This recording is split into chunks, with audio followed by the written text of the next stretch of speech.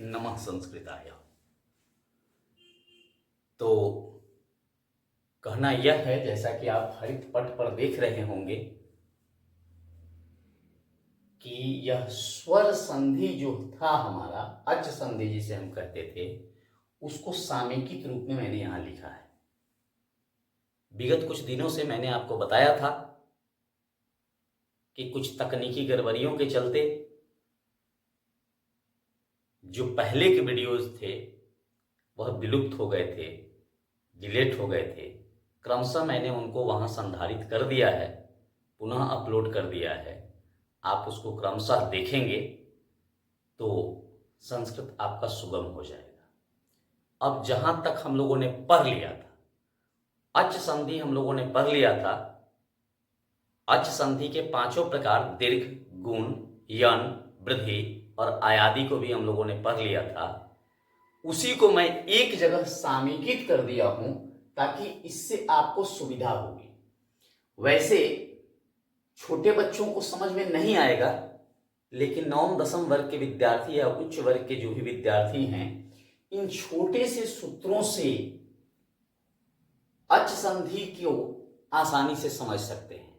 उच्च वर्ग के विद्यार्थी तो खैर बहुत आसान है, यह केवल अकह सर्वेन दीर्घ कह दिया जाए तो दीर्घ संधि की परिभाषा हो गई, दीर्घ संधि को हम समझ गए। उसी प्रकार आद्य गुण कहने से गुण संधि हो जाता है। यन की परिभाषा इको यंची होता है, इक का यन हो जाना उसको यन संधि कहते हैं। वैसे ही वृद्धिरेचि वृद्धि संधि की परिभाषा है, और इत्तो अयवावह यह अयादि संधि की परिभाषा है। संस्कृत में अगर परिभाषा कहा जाए तो बस इतना ही भर से हो जाएगा हमारा काम। कैसे होगा उसको हम लोग थोड़ा सा यहां ध्यान देते हैं।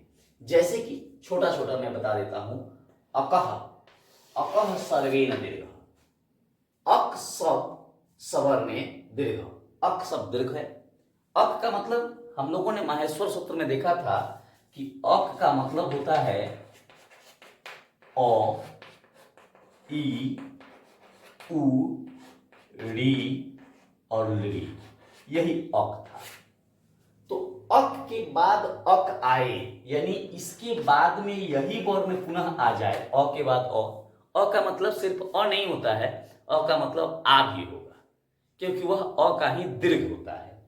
अ के बाद अ आवे, ई के बाद ई आवे, उ के बाद उ, री के बाद री और री के बाद ली आवे, तो इसको हमको केवल दीर्घ कर देना है। ये दोनों मिला के आ कर देना है, इसको ई कर देना है, इसको उ कर देना, इसको ली कर देना है, ली कर देना है। यही हो गया, यह दीर्घ संधि हो जाएगी हमारा। अक का मतलब स्पष्ट हो गया। आत जोड़ अची, अच का मतलब हम समझते हैं स्वर, तो आत इसमें भी वही है कि अ है या आ है, अची में आ जाएगा ई, उ, री, ली भी आता है। तो अ आ मिलकर के ए हो जाता है, अ उ मिलकर के ओ हो जाता है, अ और री मिलकर अर हो जाता है, और ली का अगर आप बनाते हैं तो अल हो जाता है। ऐसे इसका प्रयोग नहीं मिलता है। तो इतना भर से हो जाएगा हमारा। इको यंची देखेंगे, इक, इक के बाद अच हो, अच का मतलब स्वर हो, इक के बाद स्वर हो, तो इक का मतलब ई, उ, री, ली, यही इक है।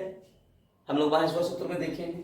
और अच का मतलब अ से लेकर के और पूरा स्वर हो जाएगा, तो क्या करेंगे, इक का यन कर देंगे।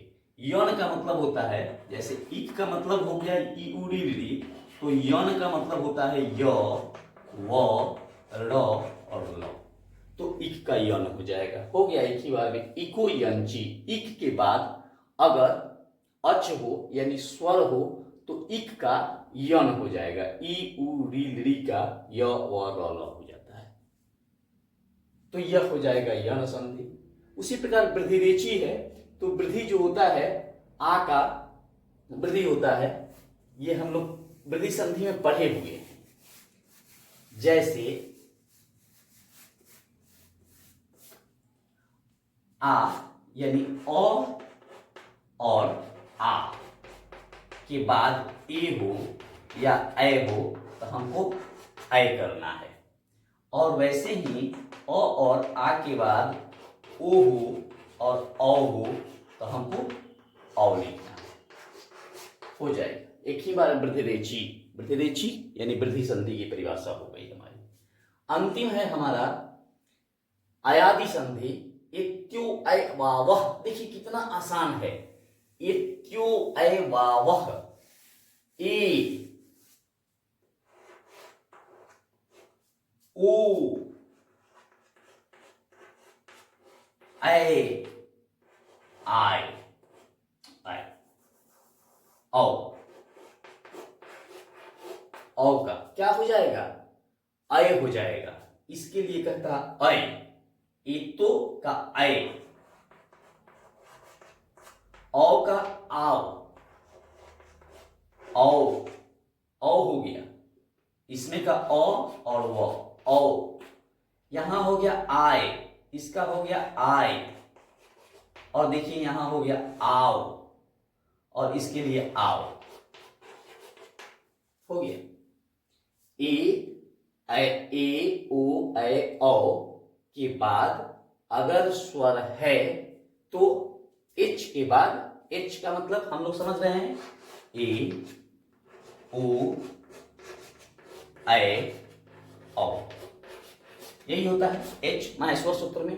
तो एच के बाद में अच हो, अच का मतलब कोई स्वर हो, तो क्या करेंगे, ए का ऐ, ओ ऐ, उसके बाद में औ और वो औ, आय आओ, इच्छावय वावह। इस प्रकार से अयादि संधि को हम लोग इतना ही दूर में समेकित कर देते हैं। अगर हम इसको समझ गए होंगे तो बड़ी सुगम होगा संधि एक बार में कहीं परिभाषा बता सकते हैं हम। अकसवर्णे दीर्घ, आद्य गुण, इको यंची, वृद्धिरेची, इत्यावय वावह।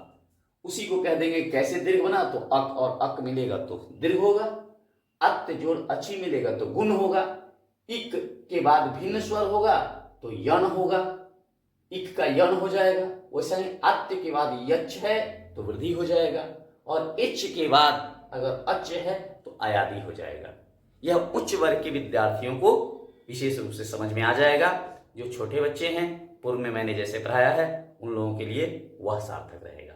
तो फिर अगले वीडियो मिलते हैं, तब तक के लिए नमो नमः, धन्यवाद।